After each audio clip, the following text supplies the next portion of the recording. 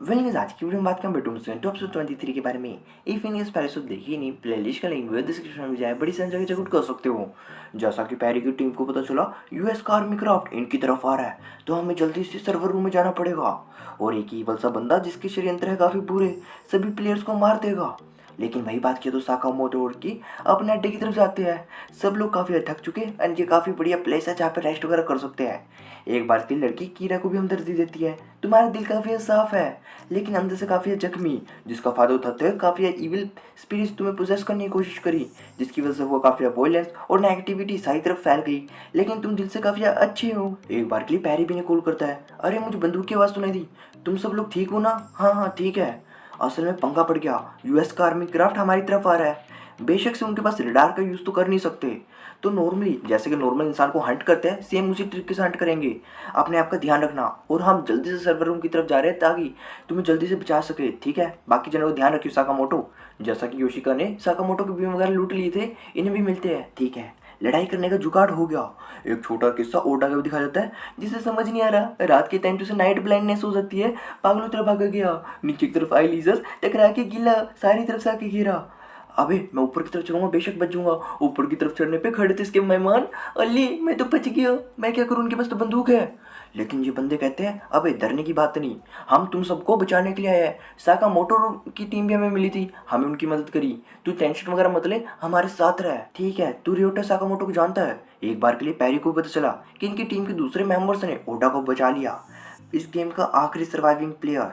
चलो ठीक बात है, लेकिन इसे पता चलता है कि ऊपर सर्वर रूम में जाने के लिए इसे लगेंगे 30 मिनट और 40 से 50 मिनट में यूएस की आर्मी इनकी तरफ पहुंच जाएगी। फिलहाल हैकिंग करने में 10-15 मिनट बचेंगे। बेशक से जैसा कि यूएस की आर्मी यहाँ पे आएगी तो सबसे पहले सर्वर रूम के अंदर ही जाके देखेंगे। पक्का लड़ाई होके तो हटेगी, ऐसे तो बचने वाले नहीं है। एक बार के लिए साकामोटो भी सोने की कोशिश करते हैं एंड हिमिको भी रियोटा से चेप होने की कोशिश, रियली लवली मूवमेंट। लेकिन सोते वक्त सपना आता है कि डैड और अपनी फैमिली मेम्बर से मिलवाएगा हिमिको को। लेकिन अगर मैं मेरे डैड के लिए थोड़ा सा दिल को खुला करूँ तो शायद से सब कुछ पहले की तरह नॉर्मल हो सकता है। मुझे भी थोड़ा कॉम्प्रोमाइज़ तो करना चाहिए यार।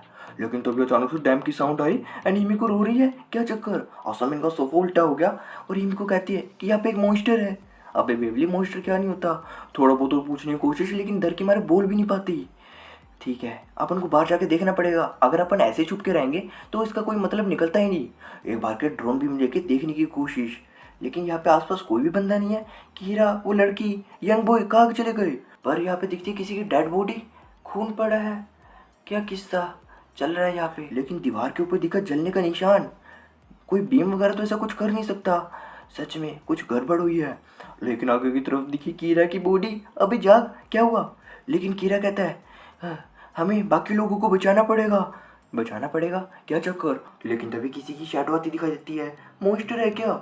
साकामोटो कीरा देखने की कोशिश, हिमिको ने खींचा। मॉन्स्टर की आवाज़ सुनने के बाद इनके पीछे पड़ गया। कमरे के अंदर छुपे मॉन्स्टर देखने की कोशिश, कहाँ पे छुपे है? लेकिन तभी साइड की तरफ हलचल हुई, देखते हुए अटैक किया। वहाँ पे थी लीजर, उसे मारने के बाद यहाँ से कमरे से मारा कल्टी।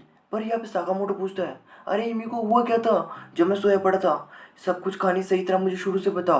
बताती है जैसे सब लोग सोए पड़े थे, कीरा कल्ला पहरेदारी कर रहा था, मैं उससे जाके मिली, थोड़ी बहुत बातचीत, तो अभी खिड़की से आते हुए दिखा एक पैराशूट, यंग बॉय भी जा गया।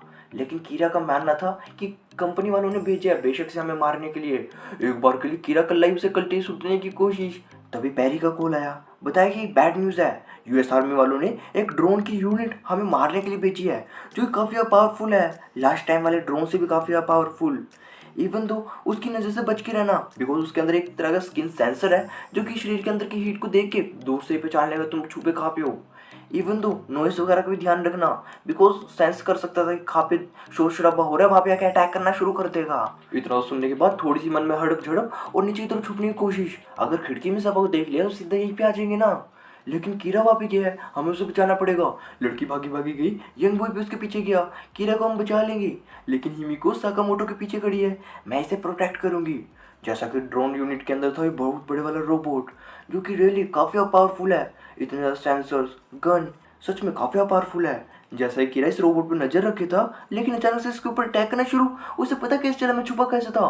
बस तो ये कमरे के अंदर आया, लेकिन 2 ड्रोन और आके साइड की तरफ से घेरा। सच में ये सब क्या? वो तो एक था, 3 कैसे हो गए? लगता है सारे के सारे डाटा आपस में शेयर कर रहे हैं। एक बार के लिए जान बचाते हुए अंदर की तरफ भाग जाता है। रास्ते में देखिए यंग बॉय लड़की, अरे तुम यहाँ पे क्या, यहाँ पे किस्सा शेयर करते हैं। अबे पूरी बात तो सुनता। उसके अंदर स्किन सेंसर लगा है जो कि बॉडी के अंदर की हीट को देख के पहचान पाता है तुम छुपे कहाँ पे हो। ठीक है। और एक बार के इन्हें कहता है तुम यार अपनी जान बचाओ, जाके छुपो, इन्हें मैं सुट लूंगा। जैसा कि टोगा कहता था मैं सबसे ज़्यादा पावरफुल हूँ, बेशक मेरी जिम्मेदारी बनती है तुम्हें प्रोटेक्ट करने की। कोई परवाह नहीं कि मेरी ज़िंदगी के साथ क्या बनेगा, और मुझे काफ़ी खुशी होगी अगर मैं अपनी ज़िंदगी कॉम्प्रोमाइज़ कर देता हूँ तुम्हें बचाने के लिए। एक बार के लिए कल्ला ही उस रोबोट को सुलटने के लिए जाता है, लेकिन उसके सेंसर के सामने लेजर अटैक करते हुए इसकी शील्ड को करके काटा, गिरा गिरा पीछे की तरफ। लेकिन ड्रोन जैसे कि आसमान में उड़ रहे थे, यंग बॉय को सेंस किया, इसके पीछे आ गए। इस कमरे में रोबोट भी आया। ये छुपे बैठे थे कबर्ड के अंदर। क्या करना चाहिए, ये तो पंगा पड़ गया। जरूर, जैसे कि नीचे गिर गया और मैं बाहर की तरफ गिरा था, इनका ध्यान डिवर्ट होकर मेरे ऊपर फोकस आ गया, पंगा पड़ गया। ये ड्रोन यूनिट भी कमरे में तबाही मचाने की कोशिश। इसके मन में यही सवाल कि अब 4 तरीके हैं बचने के, या तो हम दोनों भाग सकते हैं, या फिर दोनों के दोनों इस कमरे के अंदर छुप के रहे, या फिर कल लड़की को बजा दूँ, या फिर कल मैं भाग जाऊँ। लेकिन इसके सर्कमस्टांसेस भी अजीब से निकल के आ सकते हैं, जैसे कि इस कबर्ड को उड़ा देना, या फिर हम दोनों भाग रहे होंगे हमारे ऊपर अटैक करना। सच में काफ़ी ट्रिकी है। एक बार के लिए सोचता है कि हम दोनों इकट्ठे भागे जाएंगे, देखते क्या बनता है। एक बार के लिए यंग बॉय को समझ नहीं आता मुझे क्या करना चाहिए। अगर मैं यहाँ से जाऊँगा बेशक वो रोबोट मुझे मार देंगे। एक बार के लिए लड़की कहती है अबे भगवान पे भरोसा रख, मैं तुम्हारे लिए प्रे करूंगी। जैसा कि हिमिको साकामोटो की प्रोटेक्शन कर रही थी, लेकिन दरवाजे पे तभी आई योशिका। हिमिको, लेकिन इसे कुछ भी सुन नहीं रहा। बेशक से इसके ऊपर बम फेंका था, इसकी हीरिंग पावर लॉस हो गई। मेरे साथ क्या होगा, काफ़ी नाइंसाफ़ी। अबे ये डिक्की बिक्की, मैं तेरी वाट पक्का लगा दूंगा। गन को वार करते हुए इसने भी डोज करके हुए अंदर की तरफ गोली आई। जैसे कि दरवाजे पे रोक के खड़ी थी, टेबल लटका के अच्छे से फंसाया। यंग बॉय को समझ नहीं आ रहा मुझे क्या करना चाहिए। लेकिन जैसा यंग बॉय यहाँ पे बैठा था, सामने की तरफ रोबोट आया, इसका निशाना मेरी तरफ, मुझे मार देगा। छेती से बाहर निकला, लड़की को अंदर ही छोड़ते हुए टाइमर बम यहाँ पे छोड़े काल्टी मारने की कोशिश। बहुत बड़े वाला बूम, लेकिन इसे कुछ फर्क नहीं पड़ा। ओह माय गॉड, पूरा तेजी से भागने की कोशिश। पीछे की तरफ से रोबोट भी अपने लेजर बीम लगाता है। लेकिन लड़की की प्रेयर काम होती दिखती है। एक कुकर उठता हुआ आया और उसकी लेजर को डोज करके इसे बचा लिया। इस बेवली की हवा टाइट, मुझे क्या करना चाहिए। ड्रोन वाला बम उसके ऊपर फेंका, लेकिन कोई काम नहीं, कोई भी बीम काम नहीं करता। मुझे कहाँ जाना चाहिए। साकामोटो, वही मेरी होप है, वो मुझे बचा लेगा। साकामोटो के पास भागने की कोशिश, लेकिन यहाँ पे खड़ा था योशिका। देखने के बाद उसे भी आया गुस्सा। धोखेबाज इंसान, तू मुझे छोड़ के कल्ला भाग गया मुझे मारने के लिए, सजा मिलेगी। गोली की आवाज से खत्म करने की तौर। पीछे से रोबोट भी आ रहा। एक बार की यंग बॉय खिड़की से जंप मारता है, लेकिन रोबोट आने के बाद एक फालतू की बकवास चीज, मेरे सामने कुछ नहीं। लेकिन हिमी को काफी हद डर गई। रियोटा को धक्का मारते हुए गिरा, सोफा ऊपर की तरफ रखा। जैसा कि इसे खत्म करने वाला होता है, रोबोट ने भी अपनी लेजर बीम निकालते हुए इसके मत्थे पे मारी और बीच में चीरते हुए नीचे तक ले गया। खत्म एक के बार में। टोटली स्केरी पुल, 2 मिनट में बंदे को मार दिया। और ये वही चीज है जो कि अपन शुरू में देखा था। साकामोटो को जागने के बाद दिखी थी किसी की डेड बॉडी, बेशक इसी की होगी। असल में इन सभी ड्रोन यूनिट्स को यूएस आर्मी के वाले बंदे स्पेशली जबरिया कंट्रोल कर रही थी। सब लोग काफी एंजॉय कर रहे थे, किस तरह उस बंदे को बीच में से काट के मार दिया। एक बार के लिए कमरे के अंदर आते हैं, लेकिन हमसे छुप के कौन बैठेगा इतने ताकतवर रोबोट के सामने, कोई बावली बुच्ची होगा। एक बार के लिए यहाँ से कल्टी मारते हैं। यहाँ पे छुपी बैठी थी हिमिको साकामोटो, वो टोटली टाइट थी। क्या करना चाहिए।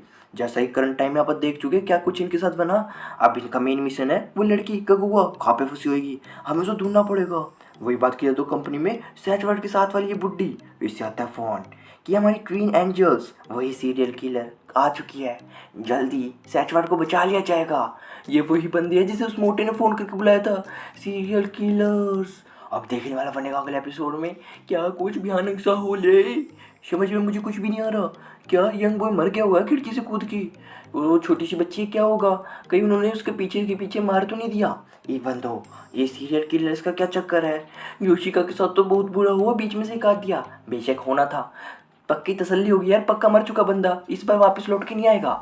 अब देखना बनता अगला एपिसोड जल्दी आएगा मेरे चैनल पे। तब तक के लिए बाय बाय।